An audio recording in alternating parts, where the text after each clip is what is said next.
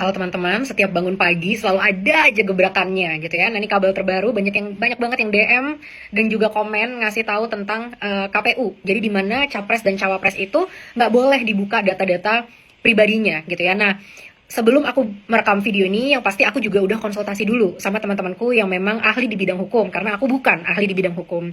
Jadi ternyata memang menurut UU nomor 27 tahun 2002 gitu ya, tentang data pribadi itu memang dijamin sama negara. Makanya itu alasan yang dibenarkan bahwa data pribadi dari capres dan cawapres ini tidak boleh dibuka gitu. Nah, tapi kan ini secara hukum. Secara hukum ya. Tapi kita lihat realitanya di kenyataan. Kenapa hukum itu tajam kepada kita, rakyat, tapi tumpul kepada penguasa? Saat kita mau apply kerja di Indonesia harus ngasih data pribadi. Saat kita mau ngapa-ngapain harus ngasih data pribadi. Bahkan aku pun yang nggak konsen, KTP ku udah kesebar di threads gitu kan. Jadi kenapa saat itu ke rakyat perlindungan ini tidak kuat, tapi begitu itu ke penguasa perlindungannya luar biasa kuat. Ini kita kritisi banget ya fenomena seperti ini. Nah harusnya keadilan itu nggak tebang pilih dong. Ke semua orang ya harus sama. Hukum adalah sama. Semua manusia sama derajatnya di mata hukum.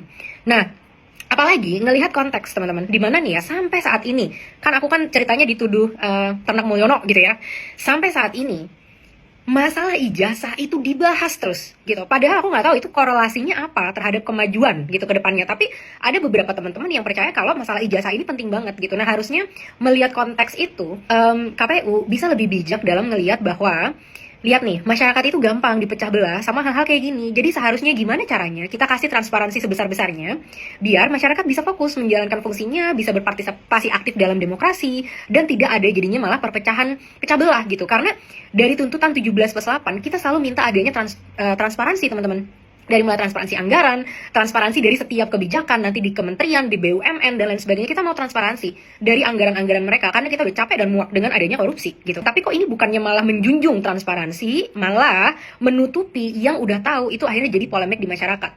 Tapi oke, itu problemnya. Sekarang apa sih solusinya gitu? Kalau menurut pendapatku pribadi ya, yang pertama, para capres dan cawapres silahkan deh. Oke, peraturannya seperti itu, tapi aku sarankan kalau bisa mungkin yang mau jadi capres dan cawapres buka aja kakak-kakak itu informasinya apa. Mungkin nggak perlu kita tahu nomor handphone dan segala macam ya, tapi mungkin kita perlu tahu sepak terjangnya apa sih sebelumnya, CV-nya, pengalaman kerjanya apa, visi misinya apa, ijazahnya kalau bisa juga dites dan disahkan biar ini nggak jadi polemik di masyarakat. Kasihan masyarakat Indonesia harus ngurusin masalah-masalah kayak gini saat hidup kita pun sudah sulit gitu. Yang kedua, saranku adalah kita semua teman-teman mari sama-sama jangan lagi kita pilih adanya politik dinasti. Kita hancurkan politik dinasti di generasi kita. Kita pilih orang-orang yang benar-benar capable karena kemampuan mereka, bukan karena mereka anak siapa. Setuju nggak?